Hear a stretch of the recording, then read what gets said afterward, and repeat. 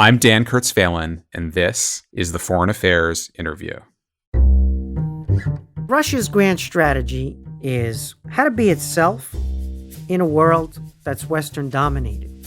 And their mistake, again and again, is that they must be anti-Western to survive, rather than figure out a modus vivendi with the West that's mutually beneficial and prosperous. When Russia botched its invasion of Ukraine and the West quickly came together in support of Kyiv, Vladimir Putin's grip on power appeared shakier than ever. Last summer, an attempted coup even seemed to threaten his rule. But today, Putin looks confident.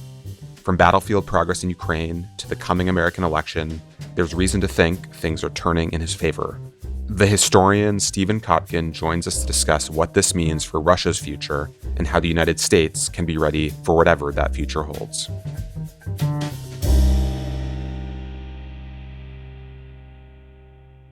Stephen Kotkin, thank you for joining me again. You were the first guest on this podcast almost 2 years ago.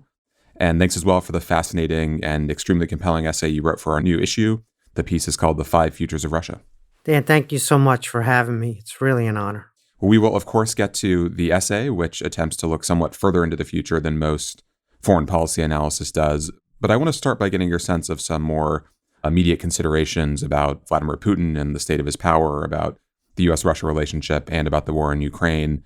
If we'd gone back 2 years ago to the time we were recording that first podcast, there was lots of speculation about whether Putin could survive his incredible botching of the invasion, the response from the West that was more unified than many predicted, the sanctions regime that was being put into place at the time. A year ago, or a little under a year ago, there was the Prigozhin uprising that many also took as a sign that Putin's grip on power was starting to fall apart. As you look back at these last couple years, what did those hopeful prophecies of his demise get wrong? And as you look at Putin's power now, how stable is it?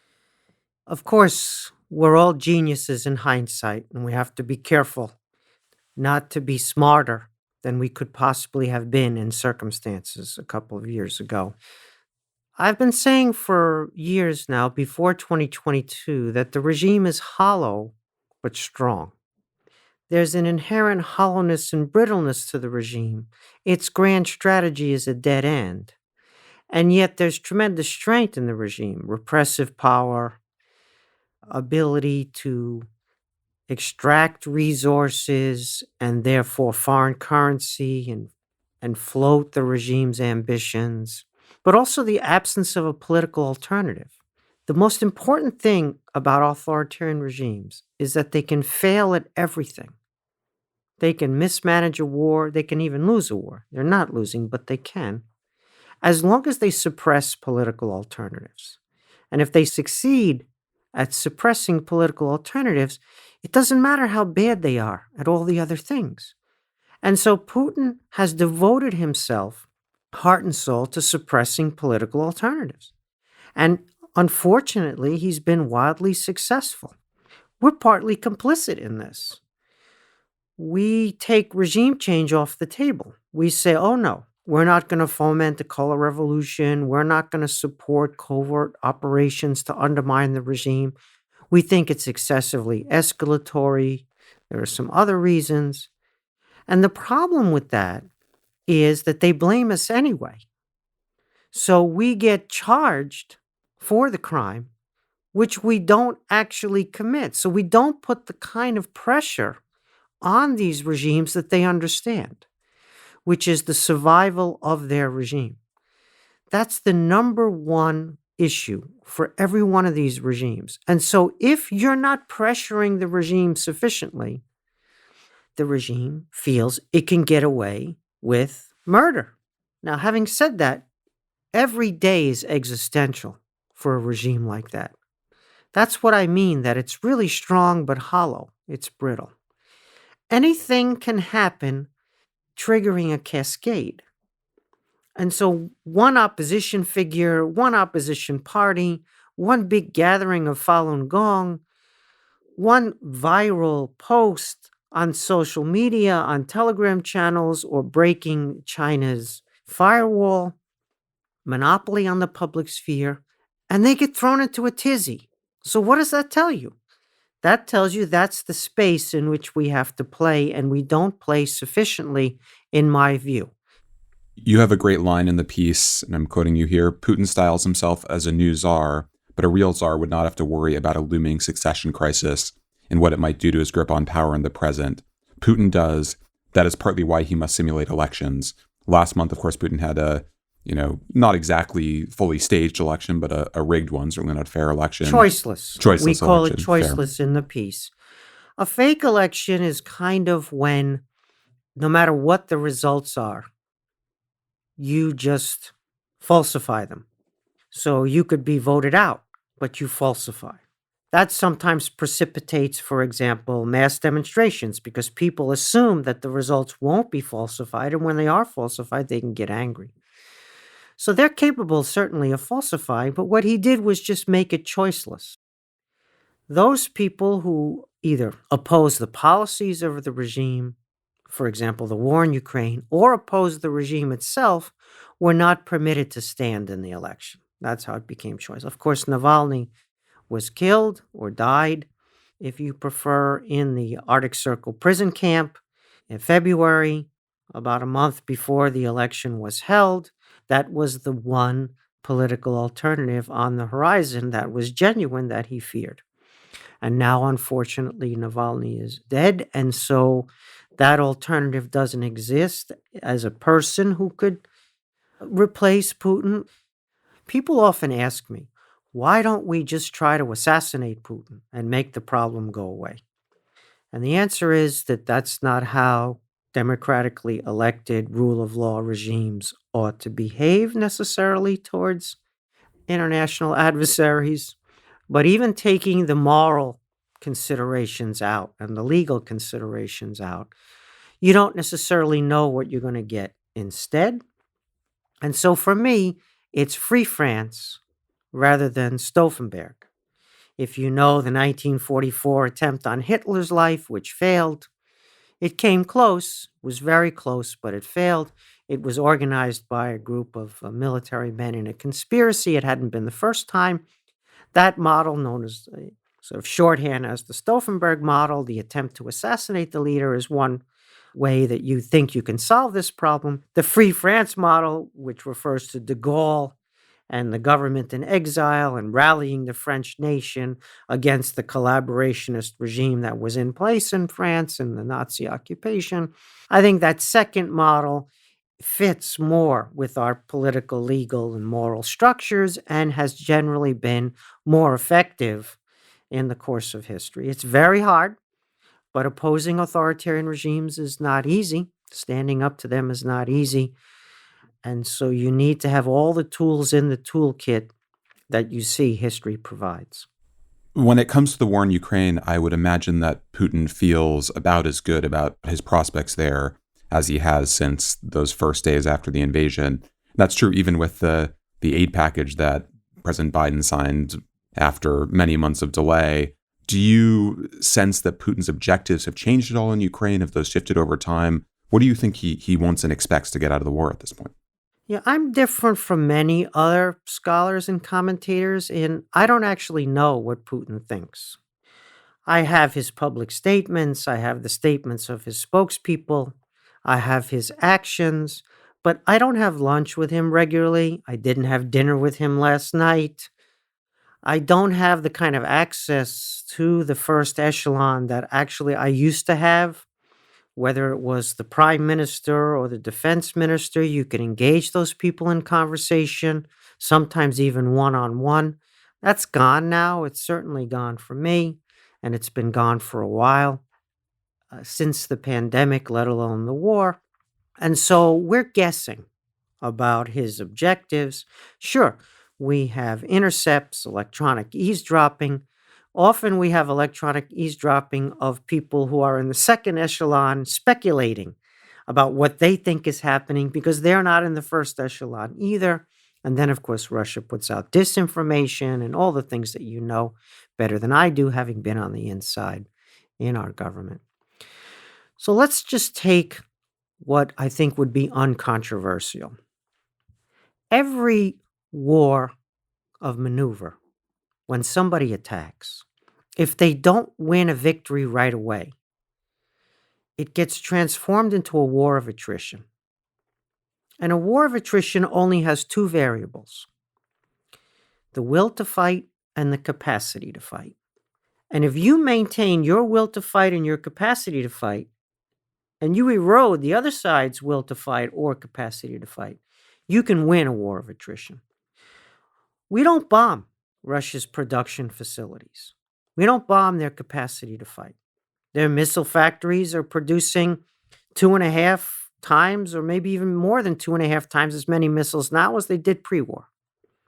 We can't blockade Eurasia, blockade North Korea, China, Kazakhstan, Turkey, United Arab Emirates, and others that we could name. It's not possible to blockade Eurasia.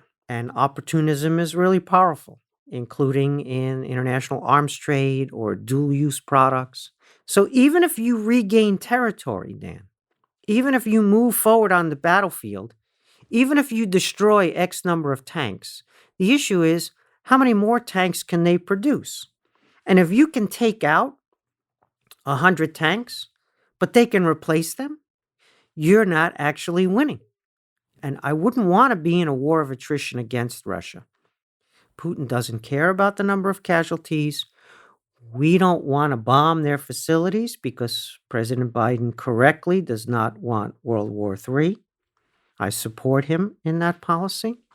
A direct war between Russia and the United States is not in our interests. The other big thing to understand is that this war, it's big business for Russia. The war economy has enriched a huge part of the elite, those who are already rich, and new people through self-enrichment. So a Western company leaves Russia, and the business is handed over to a Russian who gets all of these assets for free because there's a war.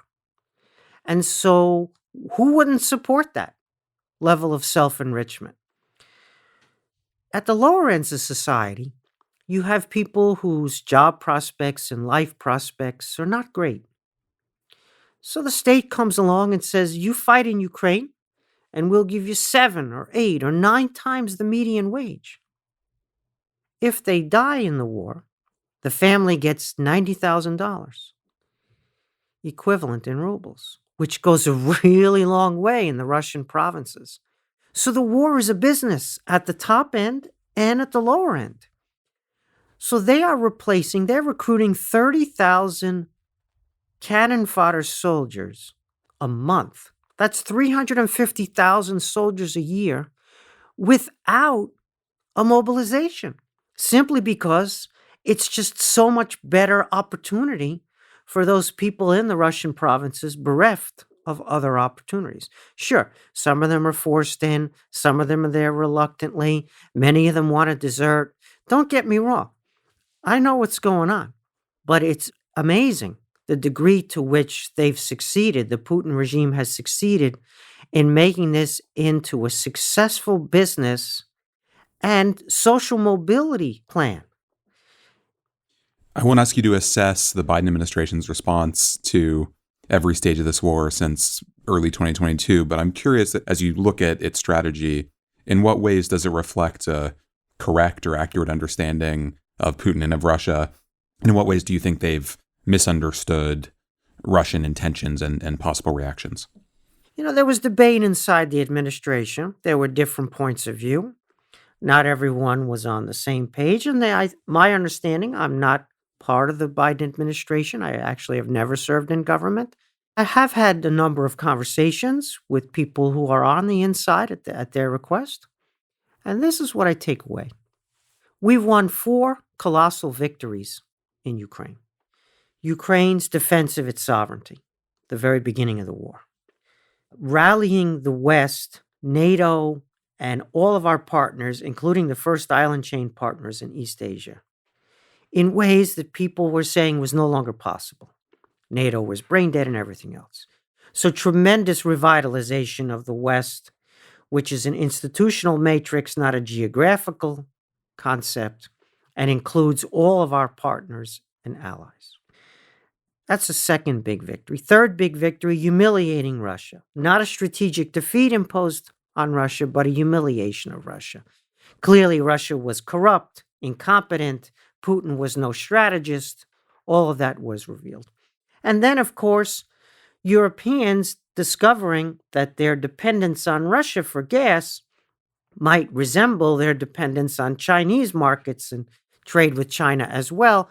And China losing its wedge between America and Europe on China policy. Europe coming much closer to America on China policy. And so that was a huge victory. So those 4 victories were won in the first couple of months. If you had won those 4 victories, you'd want to take them off the table. You'd want to say, hey, let's consolidate those victories. Let's not keep them at risk. What are they at risk for? Why do we keep them at risk?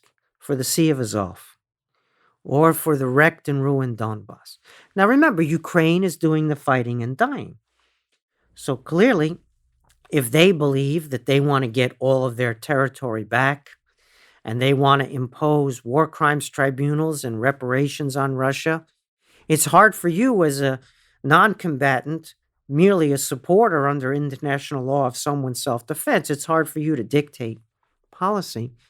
But there was a high watermark in fall 2022 when a deal was available on favorable terms to Ukraine. General Milley got this right on the inside. I don't think he won the policy debate, but he got this right. Which was to say, if you can get an armistice, an end to the fighting, an end to Ukrainians being killed and their country being destroyed, without recognizing the annexation of Russian territories that are internationally Ukrainian, and without conceding your sovereignty by signing a treaty which says you can't join this organization or that organization, without letting them impose limits on the size of your military, Versailles Treaty style. In other words, an armistice without those Russian conditions, an armistice where you may regain your territory in future. You reserve the right to join any international body that will have you. And you will arm yourself for your self-defense as you see fit. That level of armistice without evicting Russia from those territories, that was on the cards as a potential in fall of 2022. You guys had a brilliantly researched and reported piece on the negotiations in spring 2022 and whether or not we came close, the Ukrainians, Russians, and other parties came close or not to some type of agreement then and why. This is the piece by Sergei Radchenko and Sam Cherub we published last week. It's a terrific piece, and kudos to Foreign Affairs, as well as to the authors for that piece. There's a second part of that argument, which is the fall 2022, that I believe yet to be reported with the same depth that they show in their spring 2022 analysis. But I believe that there was the possibility to get to the place where now it would be considered a major victory if we got a deal like that, because the deal that Putin is demanding is Ukrainian legal recognition of Russia's annexations, including of territory the Russians don't even control, but an extension of the territory that they currently control, and a treaty not to join NATO or any other potential international organizations, and limits on Ukraine's armed forces. But the Ukrainian people and many of their supporters abroad, and some of their supporters in the Biden administration, were under the impression that Ukraine could, quote, win this thing. But the problem was the definition of victory. Because, Dan, if you gain the territory back that Russia occupies, but you don't destroy Russia's will to fight or capacity to fight, they come back. Territory is not how you win a war of attrition. That's not the variable that's in play. And if the counteroffensive had been successful, that Hail Mary counteroffensive had been successful. This is the Ukrainian counteroffensive in summer of 2023. They would have turned a 600-mile front into a 1,200-mile front because Russia wouldn't necessarily concede. And so you have a problem of how do you win the peace? Even if you can win on the battlefield territorially, how do you consolidate that as the peace? Because, Dan, as you know, you can win the war and lose the peace. We just did this in Afghanistan. And you can also lose the war and win the peace. We did that in Vietnam, arguably, in the fullness of time. So how did we win the peace on behalf of Ukraine in an armistice that stops the destruction of their people and country and yet doesn't concede their sovereignty and the other things that we're mentioning? And I think possibly the Biden administration, no doubt, I don't know, no doubt had a robust internal debate about this, but the Ukrainians were the drivers. They didn't want to make a deal at that point.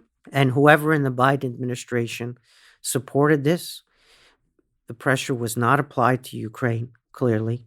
And even if it had been, it's not clear that the Ukrainians would have gone along with a plan like that. I have to ask one more question about the war in the coming months before we go deeper into the essay and try to look a little further into the future. And that is about Donald Trump and the prospect of his return. It seems very sensible from Putin's perspective that you'd wait to see what happens in the election before making any big decisions about the war. We know what Trump has said about how he would end the war and how he would interact with Russia. What do you think he's in fact likely to do, and how do you think that might affect the trajectory of both the war in Ukraine and also the U.S.-Russia relationship? Predict Trump? Dan, with all due respect, I can predict Putin's next moves much more easily than I can predict anything that Donald Trump might do were he to be reelected to a second term.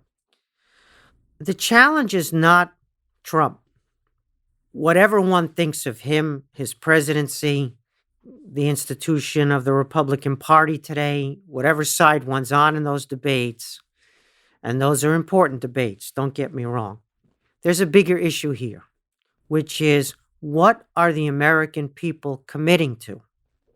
The president needs to explain what the policy is so that Americans can say in a line or two what it is that the policy is.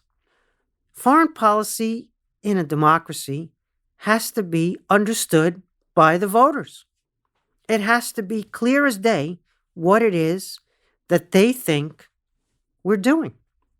And I don't think the administration has succeeded in communicating what we're doing and why we're doing it sufficiently to the populace, the voting populace.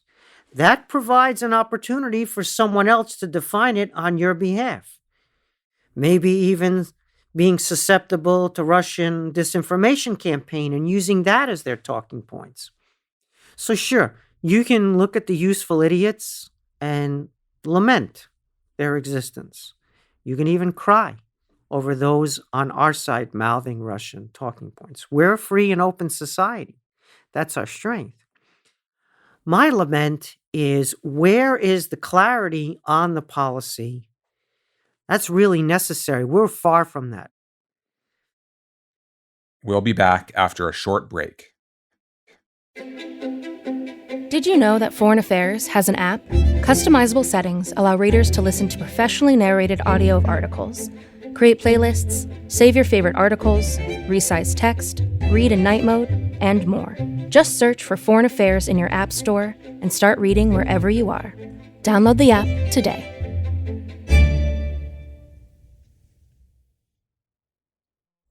And now back to my conversation with Stephen Kotkin. So in the 5 Futures essay, the focus, as the title suggests, is 5 what you consider plausible scenarios for Russia looking forward. But I want to start with the one that, as you note in the piece, you don't find plausible, and that is the future that Vladimir Putin and those around him would like to see. It's about a strong Russia that is dominant in its own sphere and also a kind of pole in a multipolar world. How would you describe the strategy as Putin and those around him see it, and why do you think that's so fanciful? Yeah, really good question. Thank you for that. I've been doing a lot of thinking about that. Let's start with big picture first.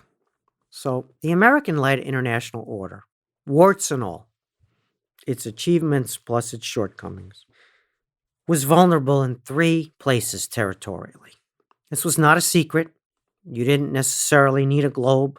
You could see that the 3 points of vulnerability were Crimea, Ukraine, Israel, South China Sea, Taiwan. You could see that those places were partially protected on the frontier with a potentially revanchist great power or would-be power sitting right next to them. And so Ukraine was not in, and it was on the front line, and Russia was sitting right there, and we know what happened. With Israel, of course, it's Iran, and Iran's dedication to the eradication of Israel and the eviction of the United States from the Middle East and Iran's use of proxies, and then the organic grievances in the region that motivate many of the proxies that don't come necessarily from Tehran, but that reinforce the ability of Tehran to try to implement this policy of destruction of Israel, eviction of the U.S. Okay, and then South China Sea, Taiwan. So that was there. Yes, we were living in the age of globalization. Yes, all of the things that we believed, end of the Cold War, and the EU expanded and NATO expanded, and it was a brave new world, and China was reforming, and yes. But what's interesting about those borders, they're borders of defeat. Those borders are, Russia used to have that and doesn't have it anymore. So people say, well, why can't we do something like we had, the Helsinki 1975 Accords and the stability of Europe? And those were borders of victory, those Cold War borders. It was a lot easier to manage. Same thing on the China side. That peace that they want back, that's from the Civil War. That's from 1949. They want that back. That's not over yet. That is not a border of victory. That's unfinished business for them. And of course, the same thing, however you understand 47, 48 on the Israeli side, it's not considered borders of victory on the side of the enemies of Israel. So you got to manage these borders of defeat and the revanchism of these three powers that are not happy with the United States, which, by the way, exists for what, 200 plus years? When these places exist for what, a millennium? 5 millennia in the case of China? Who decided to put the United States in charge when China is 5 millennia old? Who decides that the United States tells you you can't have back territories that you feel are your rightfully owned patrimony? Okay, so that's the problem. In the Cold War, we had it easier, in fact. Why? Because we had anti-communism. And so when you had illiberal regimes in the liberal international order, you didn't necessarily have to transform them, democratize them, provided they were anti-communist.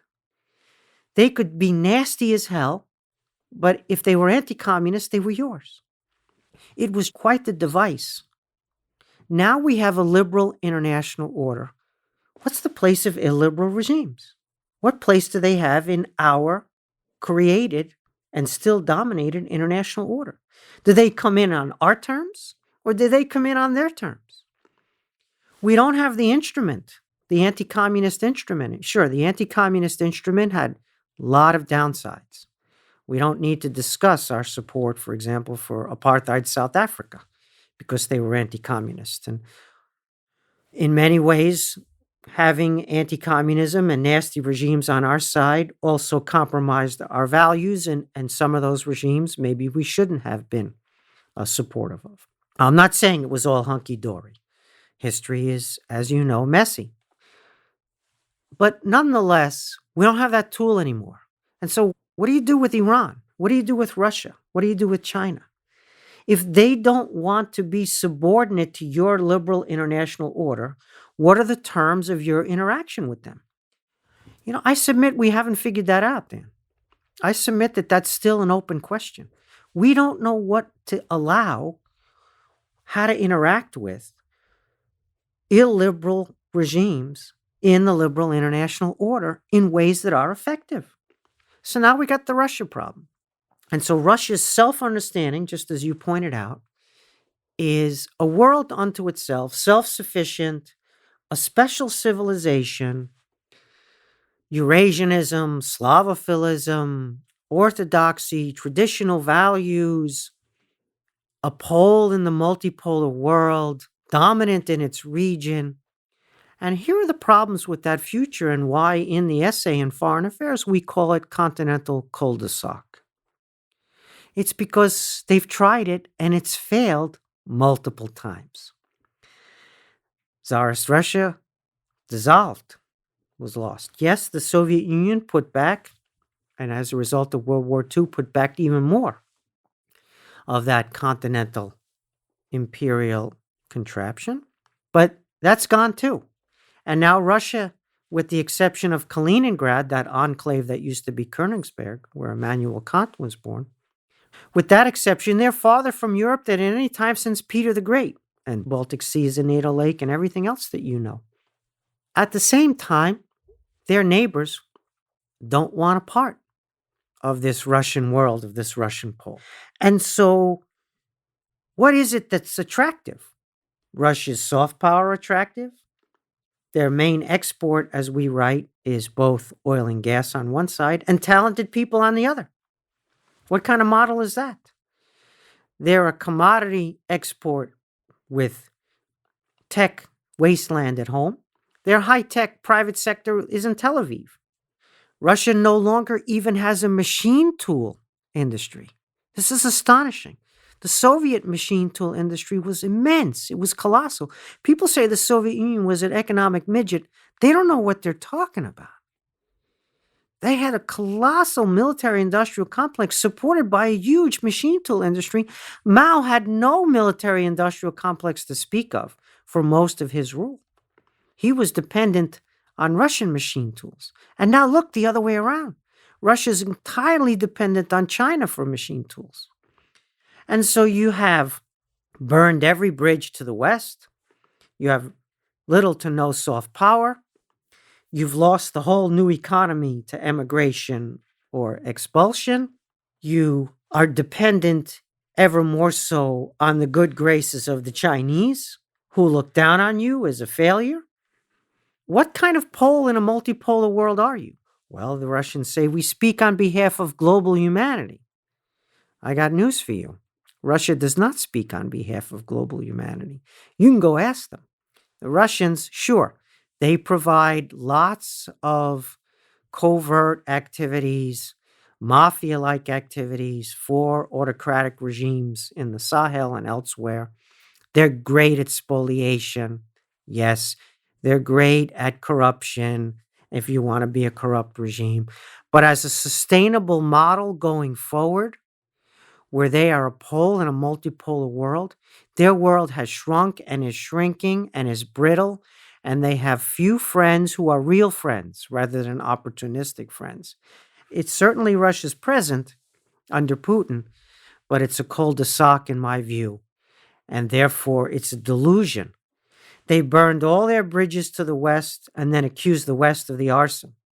And now they're increasing their dependency on the east. And they're not developing their human capital, their infrastructure, or their governance at home. You just pointed out a point that you make in the essay, quoting you here, Russia has never sustained itself as a great power unless it had close ties to Europe. And your most optimistic scenario, I would say, is called Russia as France. This is also the one that you find probably least plausible of the scenarios you lay out. But what, if we look at that upside surprise, that optimistic scenario, what would it take to get to that outcome? Well, if you look at France today, it still has the proud monarchical tradition. It still has the statues to the Bourbon dynasty, the palaces. You still can go to Versailles. It still has the absolutist state in some ways. France is very heavily bureaucratic, more so than countries that didn't have an absolutist state tradition. The revolutionary tradition, of course, both inspiration and cautionary tale. But France no longer threatens its neighbors. On the contrary, it's a rule of law, democratic state, free and open society, dynamic open market economy. It's got flaws and it's got shortcomings, and we can all say, oh, I don't like this about France. And it's a great country and a great achievement. If Russia ever became like France, that would be pretty spectacular. A stable, prosperous, rule of law, democratic polity that no longer threatened its neighbors, but was still proud of its monarchical tradition, still proud of its state, and still, in a way, proud of the revolutionary tradition, despite the fact that it was even more murderous in Russia than in the French case. And so I thought, yes, let's talk about the difference between Russia today, or Russia even in the 1990s, and France today.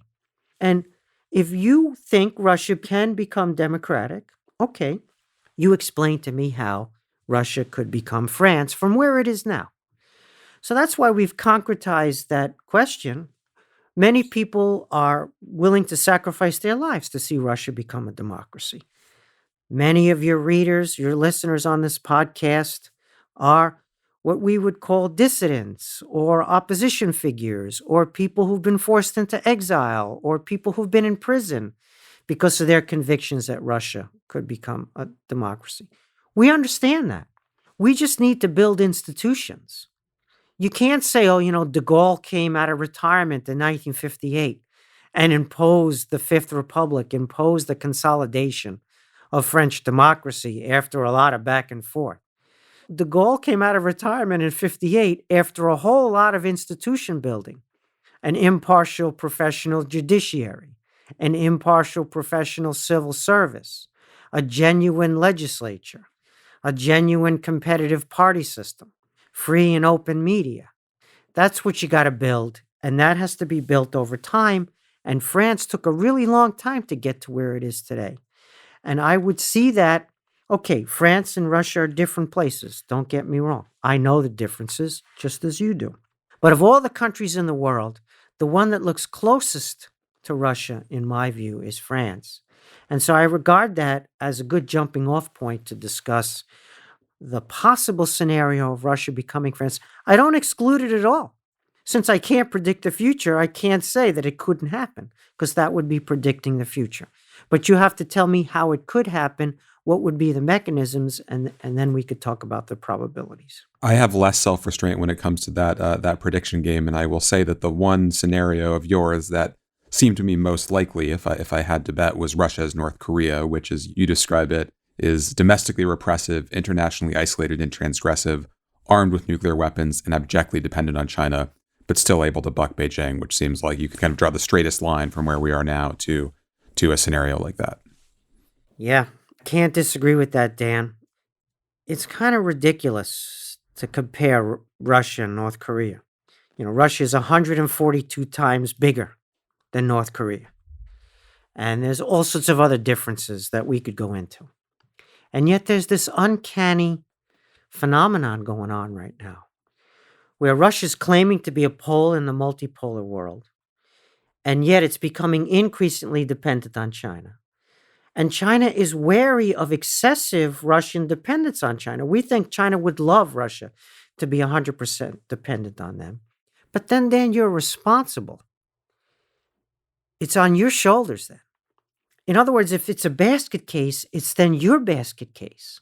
And so China is very happy under Xi Jinping, who, like Putin, is mortal. Under Xi Jinping, China is very happy to be in a comprehensive strategic partnership, as they call it, which didn't originate under Xi Jinping, but was deepened under him.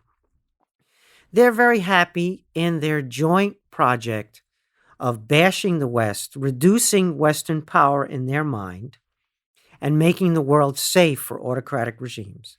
Of course, they're achieving the exact opposite, the perverse and unintended consequences. They're strengthening the West, rallying the West, making more people wonder if they'd want to join the West.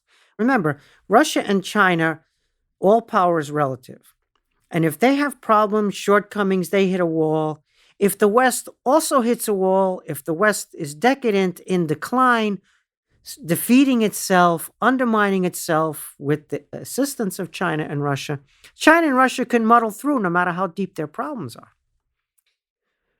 And so the problem with this scenario in some ways, from a Russian point of view, is they don't want to become a subject of China. They want to be a pole, as we said, in the fantasy multipolar world that they talk about. And The Chinese don't necessarily want to be responsible for this vassal, for this basket case.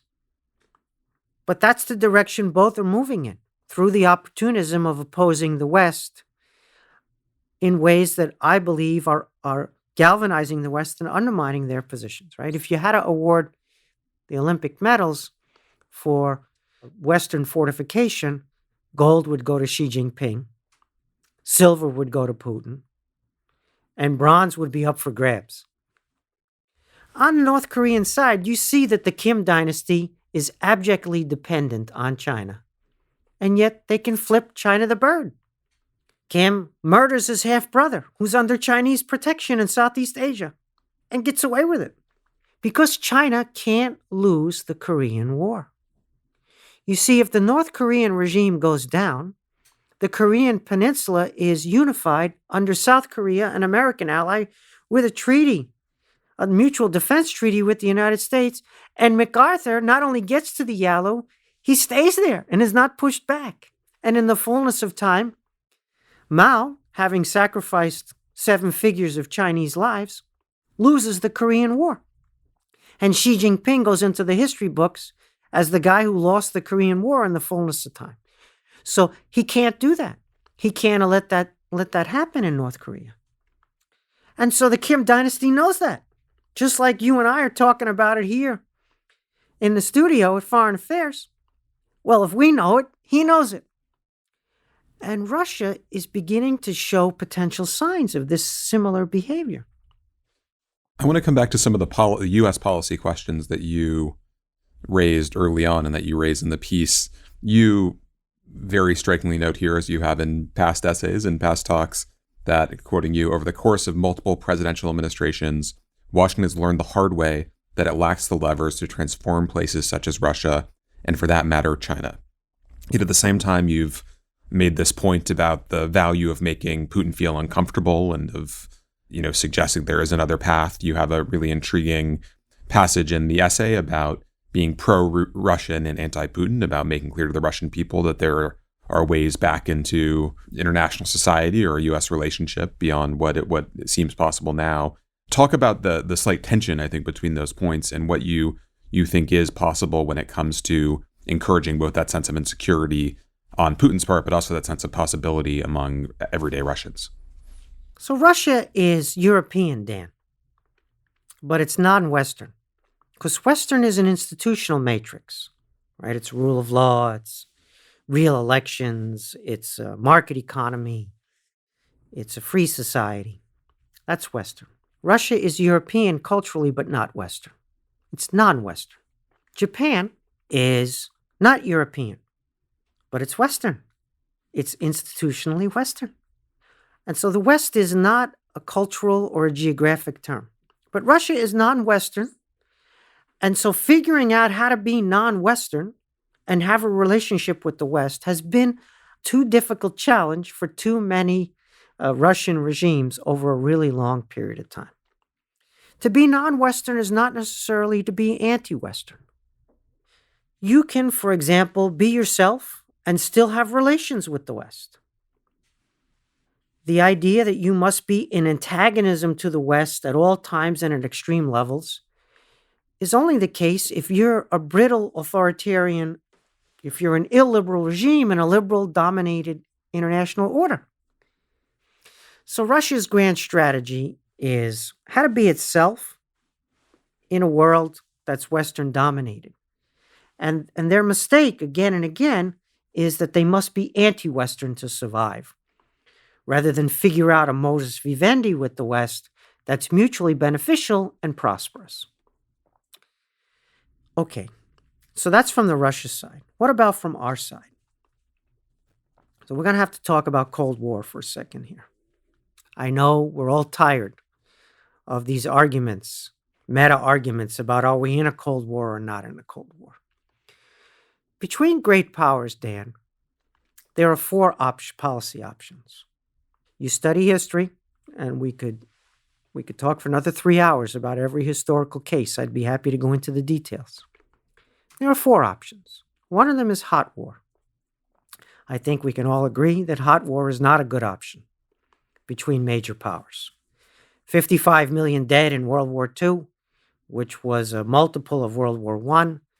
We don't want to go there. The idea that hot war is okay is insanity. So I don't like that option. Another option I have is capitulation. Appeasement, it used to be called capitulation, whatever term you prefer. Again, I don't want to get stuck up on terminology here. I don't like capitulation. And the reason I don't like capitulation is the same thing that Churchill mentioned, right? When you think his critique of appeasement. You think you're getting a peace, but you're actually just getting self-humiliation plus war in the end, ultimately. So capitulation just gives you the hot war at some point later on in a worse position than you were before. It's an illusion. And then you have Pygmalion, what I call Pygmalion, right? From George Bernard Shaw's play, it actually has roots in the classical tradition, as you know. Pygmalion is where you think you're going to change the other side's personality, right? So you get a street urchin off the street, and you're going to transform her into a lady, or what has been called by one of our best public servants, a responsible stakeholder in the international system, right? That's Pygmalion. You go in, you transform them, they become more like you, and then you can then have that great power relationship. And Pygmalion doesn't work. It generally doesn't work. Instead, it produces a Putin or a Xi Jinping as the outcome of the Pygmalion attempt. So we can try Pygmalion again. I don't think there's a lot of appetite for it right now. So what does that leave you? You don't like hot war? I agree with you. You don't like capitulation because that's just delay of hot war and worse circumstances when it comes about. And Pygmalion has a poor track record. What's left, Dan? You know what's left? Cold War. You know what's good about Cold War? It's not hot war. It's not capitulation. It's not Pygmalion. And you know what? You can call it managed competition. You can have a million euphemisms for Cold War. And by the way, that's what we have right now. Everyone is trying to come up with their managed competition euphemism because the term Cold War is seen as terrible because who wants to fight a Cold War again? There is no alternative better than Cold War between major powers, whatever terminology you prefer. And if you watch this managed competition, if you watch the actual tools being employed, it's the toolkit that I recognize really well. And I'm detailing it in Stalin Volume 3 as we speak. And so I'm good with Cold War. We know how to do it. We got a really big toolkit. And so one of the tools I have in the toolkit, Dan, is making authoritarian regimes afraid of the survival of their regime. Because you know what? It's happened that authoritarian regimes have fallen. And it's happened that they've fallen in Russia. And it's happened that we stood up to them and were part of that. They fell from their own internal contradictions and failures. But they also fell in part because we stood up to them and we had that tool in the toolkit. And we were not afraid to use it. And sure, sometimes we did stupid things and sometimes we did self-defeating things and sometimes we crossed lines that in prospect, let alone in retrospect, attempts to assassinate Castro and Bay of Pigs, and one could go on about all the things that you'd be cautious about. I think we need to play that game too. And I think that needs to be part of our deterrence diplomacy combination. But all of that is not enough, Dan, because you have to have a positive story. You have to be compelling. You have to be something that other people want to join voluntarily. It's about attraction. It's about the other side knowing that you're more popular than they are, that others want to join you rather than them, that they need coercion for their sphere of influence, whereas your sphere of influence is voluntary, non-hierarchical, open, and mutually obligatory because of your treaty negotiations and the treaties that you sign. And so you need, as Kennan wrote and as everybody understands, you need to invest in yourself and make yourself something that others want to emulate and join.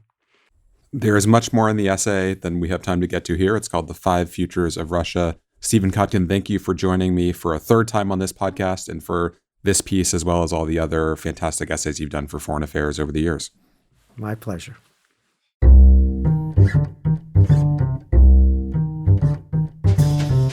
Thank you for listening. You can find the articles that we discussed on today's show at foreignaffairs.com. The Foreign Affairs interview is produced by Kate Brannon, Julia Fleming-Dresser, and Molly McEnany. Special thanks also to Grace Finlayson, Caitlin Joseph, Nora Revenaugh, Asher Ross, Gabrielle Sierra, and Marcus Zachariah. Our theme music was written and performed by Robin Hilton. Make sure you subscribe to the show wherever you listen to podcasts. And if you like what you heard, please take a minute to rate and review it. We release a new show every other Thursday. Thanks again for tuning in.